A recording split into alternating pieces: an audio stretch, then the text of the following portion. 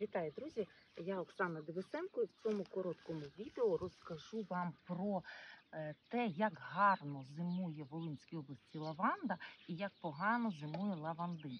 Ось я минулої осені посадила невеличку ділянку з лаванди. Я думала, що це буде тільки лаванда сорту Хіткот, але мені на мою площу не вистачило у продавця саджанців, і тому я добирала лавандином. Лавандин сорту Прованс. І все було добре всю осінь, всю зиму, поки в лютому не прийшли морози, і лавандин дуже погано виходить після зими. Я навіть за деякі кущі прям переживаю.